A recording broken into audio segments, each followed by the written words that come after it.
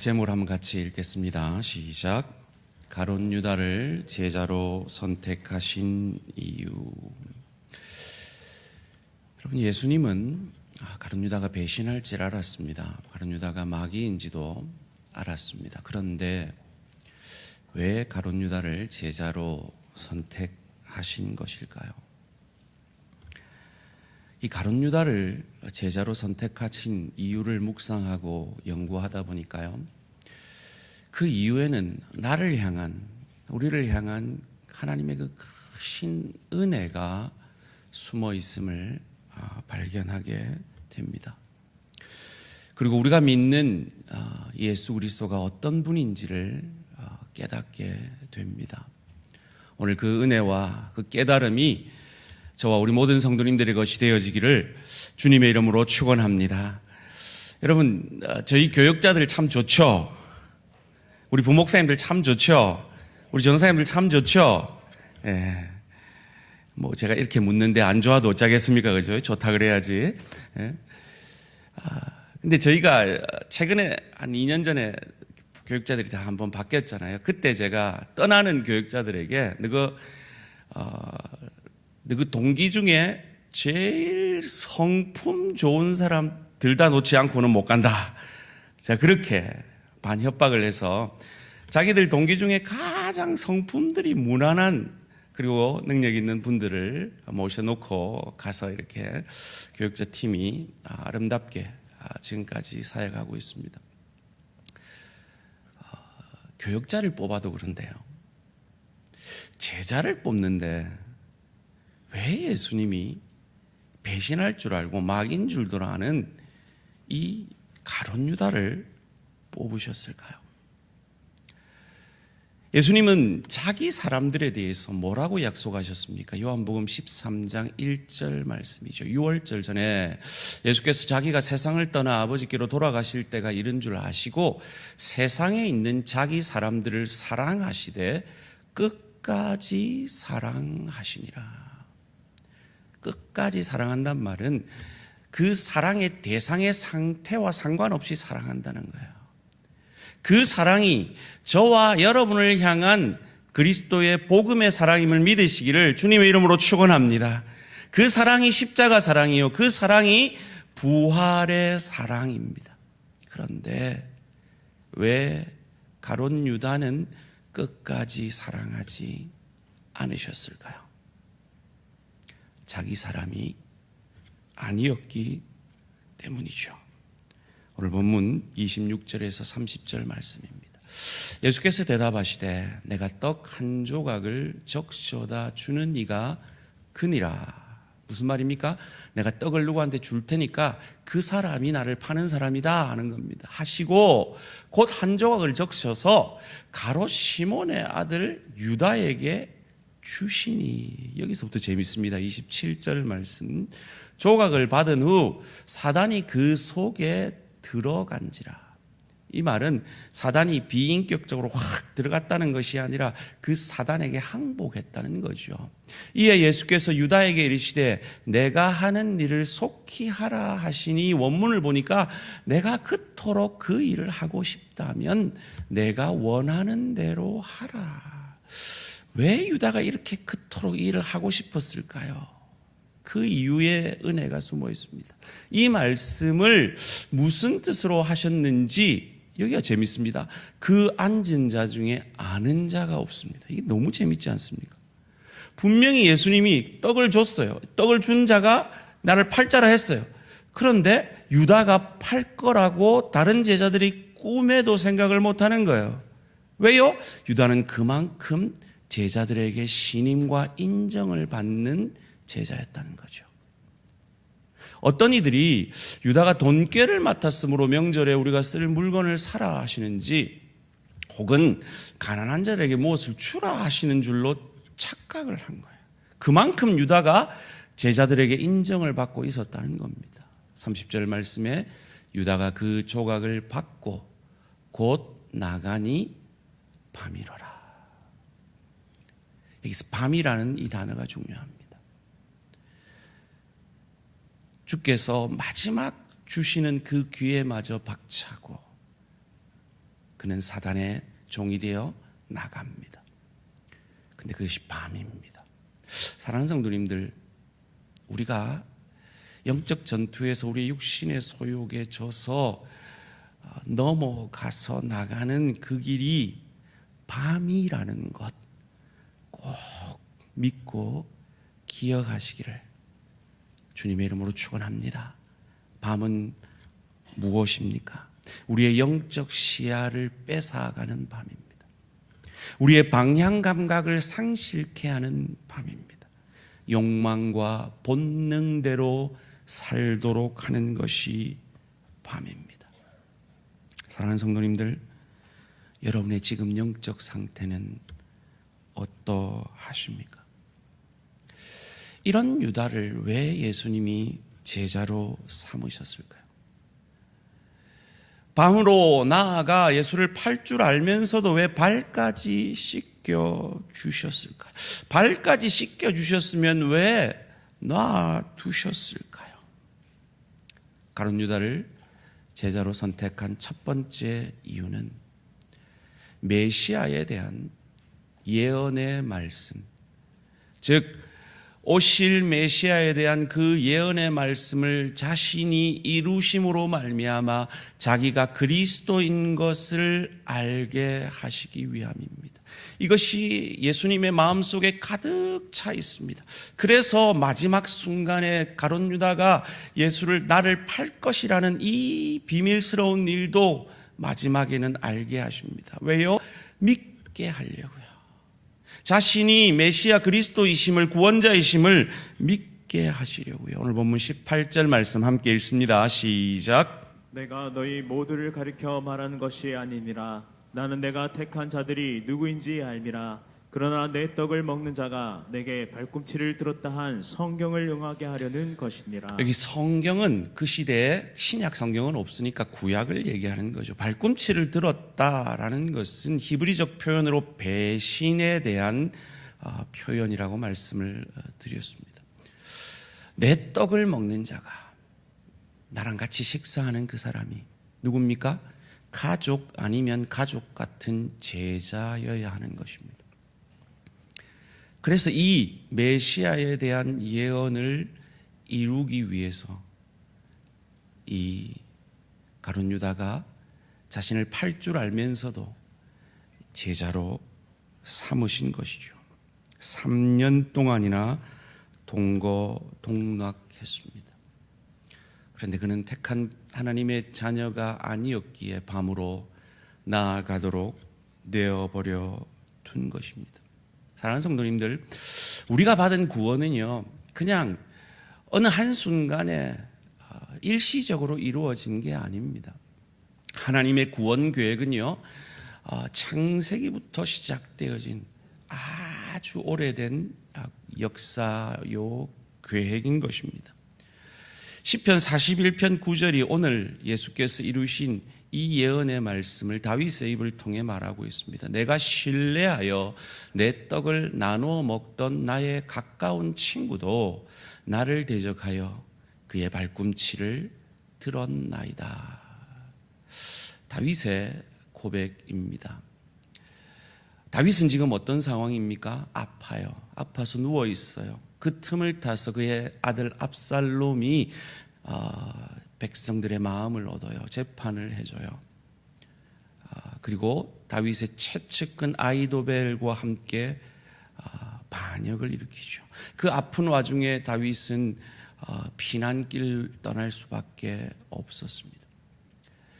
물론 이 반역이 진압이 되죠. 아히도벨은 자살을 하고 이 압살롬은 요압의 손에 죽게 됩니다. 시편은 5권으로 나누어져 있는데요. 이 1권이 바로 1편에서 41편까지 말씀입니다. 이 1권은 하나님의 언약, 즉 여자의 후손을 통하여서 메시아를 보내셔서 그 백성들을 구원하실 언약에 대해서 기록하고 있습니다. 그래서 1편부터 41편은 다윗이 다 쓴 책입니다. 특별히 22편이 다윗의 삶이 얼마나 예수님의 삶과 일치되는지를 우리에게 보여주고 있죠. 이 언약을 당신이 이루심을 이 제자들에게 알게 하시려고. 지금은 너희가 깨닫지 못하지만, 지금은 서로 높아지려고 싸우고 있지만, 나중에라도 내가 이 땅의 왕이 아니라 영원한 영적 왕인 것을 깨닫게 하시려고 이 가룟 유다를 제자로 삼으신 겁니다. 그런데 예수님은요, 완전한 인간이십니다. 그래서 괴로우셨어요. 오늘 본문 21절 말씀입니다. 예수께서 이 말씀을 하시고 심령이 괴로워 증언하여 이르되 내가 진실로 진실로 너희에게 이르노니 너희 중 하나가 나를 팔리라 하시니. 예수께서 괴로워 증언했다라는 이 말을 새 번역은 드러내놓고 말씀하셨다라고 번역하고 있습니다. 너무 괴로우니까요. 그리고 이 상황을 이해하지 못하는 제자들에게 나중에라도 이 상황이 어떤 상황인지를 알게 하시려고 말이죠. 사랑하는 성도님들, 여러분 3년 뒤에 바람필 남자랑 결혼할 여자가 있을까요? 3년 뒤에 자신의 뒤통수를 치고 자기를 배신해서 회사 공금을 다 빼내갈 그 사람과 동업할 사람이 있을까요? 우리는 그 답을 분명히 압니다. 그런데 예수님은 그리 하셨습니다. 왜요? 하나님의 말씀을, 자신을 향한, 메시아를 향한 자신의 말씀을 온전히 이루시려고 순종하셨습니다. 2023년이 이제 저물고 있습니다. 주님 오심을 준비하는 대강절입니다. 여러분의 삶 가운데 아직 순종하지 못하고 있는 그 무엇은 없으십니까? 여러분 안에 계신 성령께서 순종하라고 계속해서 말할 수 없는 탄식으로 여러분에게 말씀하고 있는데, 아직까지도 그러면 내 자존심이 상할 것 같고, 그러면 내가 손해볼 것 같아서 순종하지 못하는 그 무엇은 없으십니까? 그 문제를 예수님이 똑같이 당하셨다면 예수님은 어떻게 하셨을까요? 분명히 순종하셨을 겁니다. 그 예수님의 순종함으로 우리가 구원받았음을 감사함으로 올해가 가기 전에 성령께서 여러분에게 순종하라고 지금 말씀하고 계시는 그 문제에 순종함으로, 잘 감당함으로 하나님을 감격해 하고, 그리하여서 그 순종하는 자의 축복이 무엇인지를 하나님의 감격해 하심을 통해 경험하시는 저와 우리 모든 성도님들 되시기를 주님의 이름으로 축원합니다.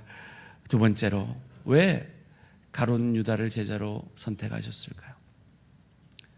마귀도요, 하나님이 인류를 구원하려는 이 구속사의 역사 가운데 역할을 하기 때문입니다. 예수님께서 가라지를 뽑지 말라 그랬죠. 그들도 역할이 있기 때문입니다. 유다가 마귀인 것을 주님은 분명히 아셨습니다. 그럼에도 선택하셨죠. 요한복음 6장 70절 이걸 분명히 말합니다. 예수께서 대답하시되 내가 너희 12를 택하지 아니하였느냐, 그러나 너희 중에 한 사람은 마귀니라 하시니. 여러분, 마귀도 역할이 있다는 겁니다. 마귀인 이 가룟 유다에게도 능력을 주시고 전도도 하게 하시고 돈꾀도 맡겨주셨습니다. 구체적으로 이 가룟 유다가 한 구속사적 역할이 무엇입니까? 첫 번째로, 그를 통해서 복음이 전해졌습니다. 문제는 대제사장, 예수를 죽이려는 가야바도 그의 입으로 복음을 전했습니다. 놀랍지 않습니까? 오늘 본문 20절 말씀입니다.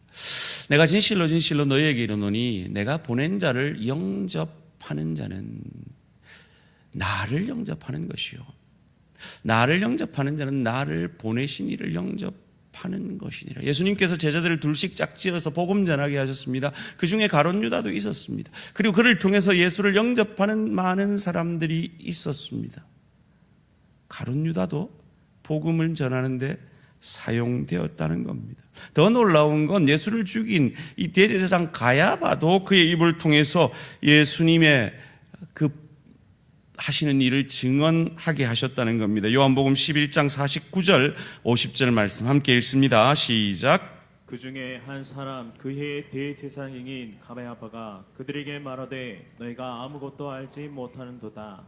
한 사람이 백성을 위하여 죽어서 온 민족이 망하지 않게 되는 것이 너에게 유익한 줄을 생각하지 아니하는도다 하였으니, 한 사람이 백성을 위해 죽어서 온 민족이 망하지 않게 되는 이것이 뭡니까? 복음입니다. 그 복음을 누구의 입에서 전하게 합니까? 대제사장 가야바의 입에서 전하게 합니다. 살아계신 하나님의 능력은 이와 같음을 믿으시기를 주님의 이름으로 축원합니다. 거기다가 이 가룟 유다를 통해서 예수님이 죄 없으심을 증언하게 하셨습니다. 마태복음 27장 4절 말씀입니다. 이르되 내가 무죄한 피를 팔고 죄를 범하였도다 하니 그들이 이르되 그것이 우리에게 무슨 상관이냐 내가 당하라 하거늘. 이 마귀인 가룟 유다를 통해서 예수가 죄 없는 의로우신 분이셨음을 증거해 주고 있는 겁니다. 마지막으로 이 가룟 유다를 통해서 이루신 그 복음의 역할은 죄의 흉악함을 가룟 유다를 통해 알게 하셨습니다. 여러분, 가룟 유다는 3년 동안이나 예수와 함께하고 예수의 가르침을 받았습니다. 그래도 변하지 않았습니다.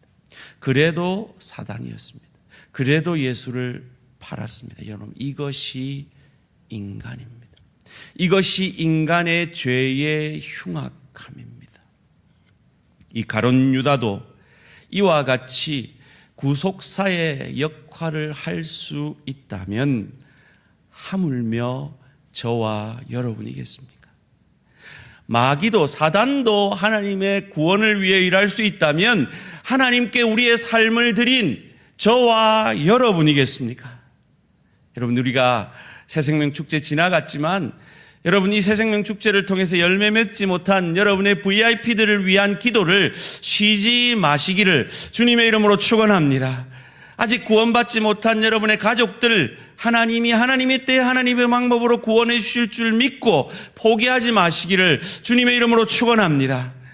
특별히 이번 토요일 날 저희가 아까 광고한 대로 2시 50분에 교회에 모여서 함께 온천천으로 나아가서 성탄의 주님을 함께 찬양하며 붕어빵을 나누며 복음을 전하려고 합니다. 아이고, 저는 그런 거 잘 못해요. 여러분, 가룟 유다도 사용하신 분이 우리를 사용 못하시겠습니까? 하실 수 있습니다. 주님 앞에 우리의 삶을 드리고 우리의 시간을, 우리의 물질을 드림으로 주님 앞에 주의 이 구원의 사역에 쓰임받는 저와 우리 모든 성도님들 되시기를 주님의 이름으로 축원합니다. 마지막으로 가룟 유다를 제자로 선택하신 세 번째 이유는 우리가 받은 이 구원은 인간의 열심이 아니라 하나님의 은혜로만 이루어짐을 우리에게 보여주시기 위해서입니다. 여러분, 속으로 한번 답해 보세요. 가롯 유다의 뜻이 뭡니까? 이 사람은 성이 기나 가롯인가? 이 사람이 살던 데가 가롯이라는 동네인가? 아닙니다. 가롯이라는 말은 시칼이라고 불리던 이스라엘의 독립을 위해 암살까지 자행하던 열심당의 이름입니다. 즉 가롯 유다라고 하는 건 열심당원 유다라는 뜻입니다. 이들은 독립투사들이었습니다. 유다의 독립을 이루며 다윗 왕국의 영광을 위해서 싸우던 사람입니다. 우리 민족으로 말하면 일제와 싸우던 독립투사와 같은 사람들이었습니다. 그들은 그들의 열심으로 이 로마를 전복하여서 독립을 이루고 그래서 경제적, 정치적 자유를 누리려 했던 사람들입니다. 가족과 직업도 버리고 나라를 위해 헌신했던 열심당원, 우리의 독립투사들과 같은 이 사람들은 어쩌면 다른 11 사도들보다 훨씬 훌륭한 모습이었을지 모릅니다. 그래서 다른 제자들도 분명히 예수가 가룟 유다가 팔 거라고 했는데 아무도 그 말을 알아듣지 못하고 있는 것입니다. 그만큼 훌륭했다는 겁니다. 그에게 예수라는 인물은 이 땅의 독립을 위해 최선의 선택이었습니다.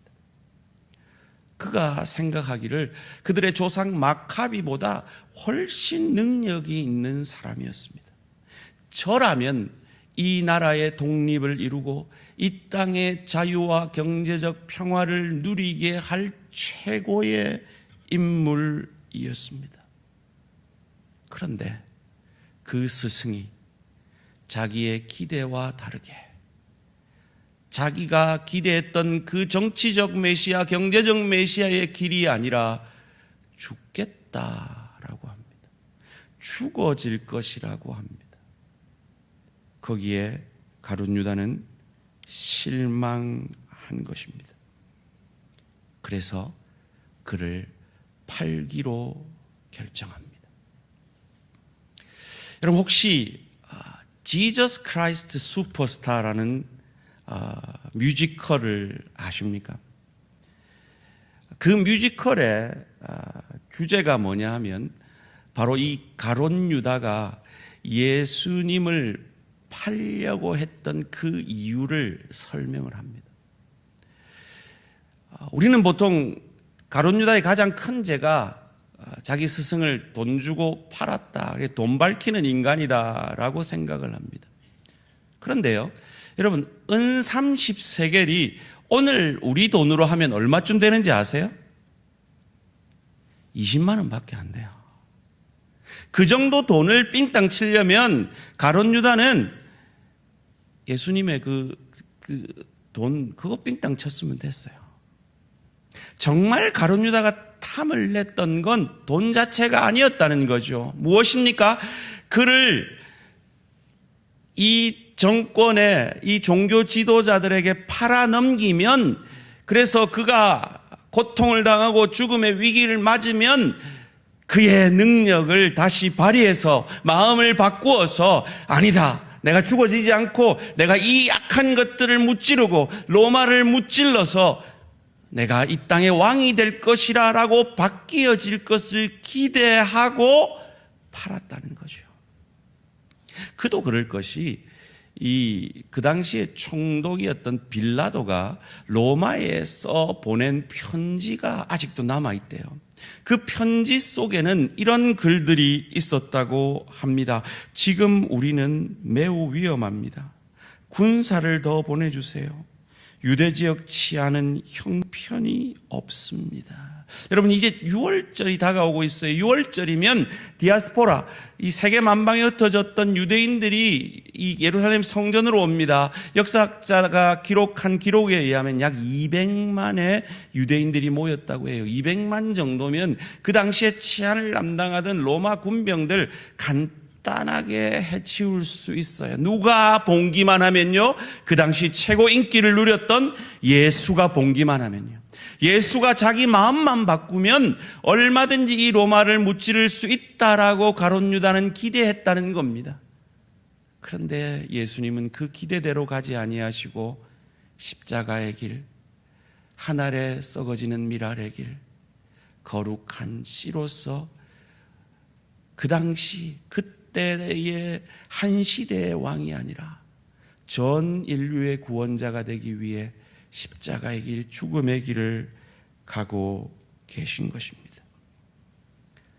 그 자신의 뜻대로 반응하지 않자 그는 결국 포기하게 되고 그 돈을 던져버리죠. 마태복음 27장 13절에서 15절 말씀 함께 읽습니다. 시작. 그때 예수를 파한 유다가 그의 정죄됨을 보고 스스로 뉘우쳐 그 은 30을 대제사장들과 장로들에게 도로 갖다 주며 이르되 내가 무죄한 피를 팔고 죄를 범하였도다 하니 그들이 이르되 그것이 우리에게 무슨 상관이냐 내가 당하라 하거늘 유다가 은을 성소에 던져놓고 물러가서 스스로 목매어 죽으니라.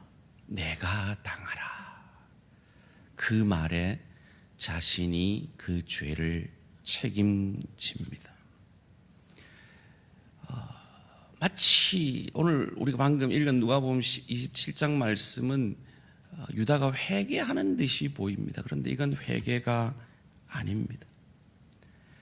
자신의 스승을 자극하면 그 스승이 마음을 바꿔서 봉기에 동참될 거라고 기대했던 그 기대가 좌절되자 그 생각을 자기 생각대로 안 되는 그것을 뉘우쳤다라는 말입니다. 여러분, 인간적으로는 참 멋지지 않습니까? 자기가 벌린 일을 자기가 책임집니다. 속된 말로 네가 산 네가 치워라 그거죠. 멋지지 않습니까? 이게 인간적으로는 아주 멋집니다. 그런데요, 이게 죄입니다. 이게 죄의 근본입니다. 자기의 죄를 자기가 책임지려 하는 이것이 죄입니다. 하나님 앞에서 자기의 연약함을 들키지 않으려는 이것이 죄입니다. 우리가 흔히들 말하듯이 가룟 유다는 자살해서 지옥 간 것이 아니라 자기가 자기를 책임지려는 이 사탄적 사고에 함몰됨으로 말미암아 지옥을 간 것입니다. 왜 사람들이 지옥 갑니까? 여러분, 베드로와 가룟 유다가 달랐던 게 뭡니까? 다 배신했어요. 그런데 달랐던 것이 뭐냐 말이에요. 저와 우리와 세상 사람들과 세상에 나가면 다른 게 뭡니까? 저들도 죄인이고 우리도 죄인입니다. 그런데 우리가 다른 게 뭡니까?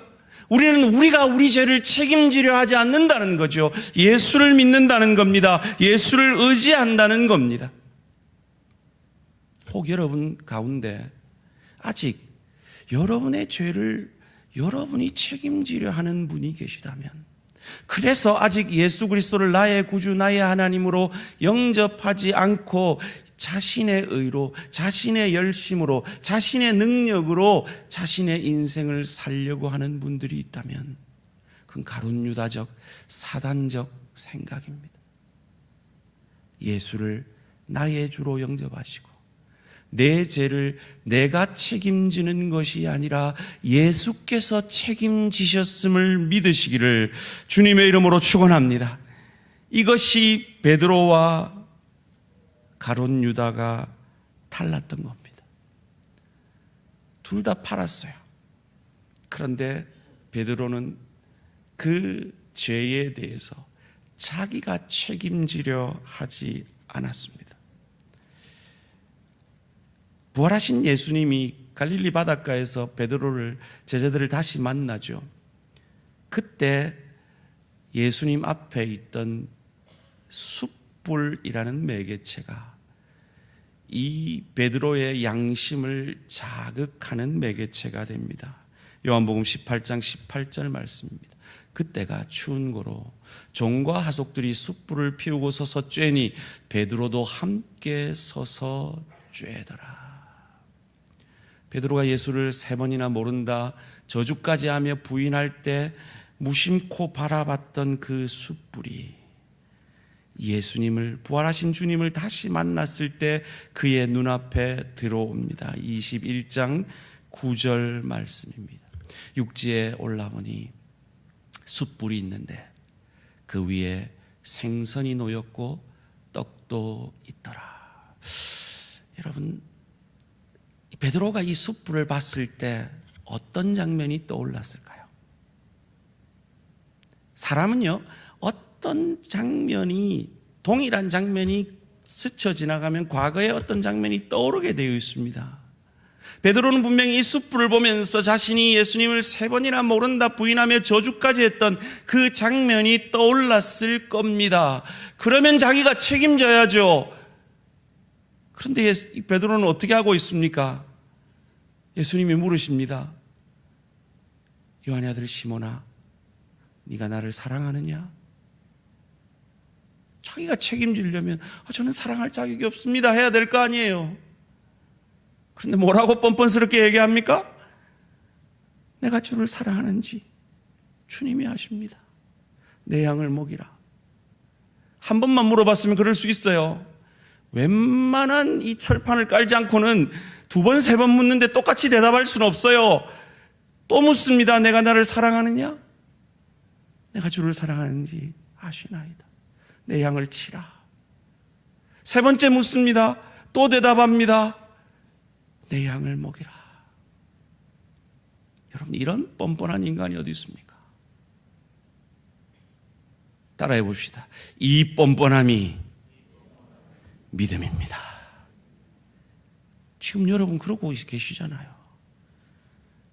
저는 여러분이 지난 한 주간 어떻게 살았는지 알지 못하지만 이 예배를 받으시는 하나님은 지난 한 주간 여러분의 삶을 다 알고 계신데 뻔뻔스럽게 마치 지난 한 주간에 너무나 의롭게 산 사람처럼 거룩한 모습으로 하나님 앞에 예배하러 나와 계시잖아요. 그런데 하나님은 그 뻔뻔함을, 주님, 내가 지난주에 이런 죄도 짓고 저런 죄도 짓고 이렇게 넘어지고 저렇게 자빠졌는데 그래도 내가 믿는 건 나 자신이 아니라 당신의 사랑입니다. 내가 의지하는 건 내 의로움이 아니라 당신의 의로움입니다. 그것이 믿음임을 믿으시기를 주님의 이름으로 축원합니다. 그 뻔뻔함이 믿음이에요. 가룟 유다는 자기가 자신의 죄를 책임지려 하다 지옥한 겁니다. 오늘 제목이 뭐였죠? 가룟 유다를 제자로 선택하시니요. 저는 이 제목을 이제 막 바꾸려고 합니다. 여러분의 이름을 넣어서 고백해 봅니다. 시작. 성권이를 제자로 선택하신 이유. 모르겠습니다. 왜 나를 사랑하는지 모르겠습니다. 왜 나를 택하셨는지 모르겠습니다. 그런데 하나님은 나를 택하신 그 아버지 하나님의 뜻을 이루기 위해 3년 동안 자신을 팔 것을 아는 그 가룟 유다를 제자로 품어 안으셨습니다. 그래서 말씀을 온전히 이루셨습니다. 그 하나님의 말씀을 향한 신실함이 저와 여러분을 택하시고 구원하시려는 그 아버지의 뜻을 향한 신실함임을 믿으시기를 주님의 이름으로 축원합니다. 이런 유다도 하나님이 사용할 수 있다면 저와 여러분도 부족하지만 연약하지만 하나님의 복음을 위해서 사용할 수 있음을 믿으시기를 주님의 이름으로 축원합니다. 그것이 나의 열심이 아니라 열심당 가룟 유다의 열심이 아니라 참으로 보잘것없는 뻔뻔스럽기까지 한 나를 믿지 않고 주님의 은혜를 믿습니다라고 고백하며 그 주님의 을 향한 사랑을 고백하는 베드로에게 다시금 사명을 맡겨주시는 그 주님의 사랑을 감사함으로 우리에게 맡기신 그 십자가, 그 가정에서 일터에서 주의 교회에서 맡기신 그 십자가를 충성스럽게 감당하셔서 주를 감격케 하며 주의 감격케 하심을 경험하는 저와 우리 모든 성도님들 되시기를 주님의 이름으로 축원합니다. 말씀을 맺겠습니다. 깨진 항아리가요, 주인한테 물었대요. 주인님, 주인님, 저는 이렇게 깨져서 물도 새는데 왜 주인님은 저를 버리지 않으시나요? 물었대요. 아무 말 없이 주인이 다시금 그 산길을 올라가 그 약수터에서 물을 떠서 다시금 내려오는 거예요. 그러다가 문득 그 항아리를 내려놓으며 항아리에게 말했대요. 뒤를 봐라. 그랬더니 그 깨어진 항아리에서 흘러나온 물들이 그 산길에 들꽃들에게 물을 주어 그 들꽃이 만발해져 있더래요. 이것이 내가 너를 버리지 않는 이유다. 그렇습니다. 우리는 깨진 항아리 같습니다. 어쩌면 가룟 유다보다 더 못난 우리입니다. 그런데 우리는 나를 믿지 않습니다. 내 능력을 믿지 않습니다. 그래서 주인의 등에 꼭 붙어 있습니다. 그래서 우리는 이 부족한 우리를 통해 가정에서도, 일터에서도, 주의 교회에서도 들꽃을 아름답게 피게 하는 주의 도구로 쓰임 받을 수 있는 것입니다.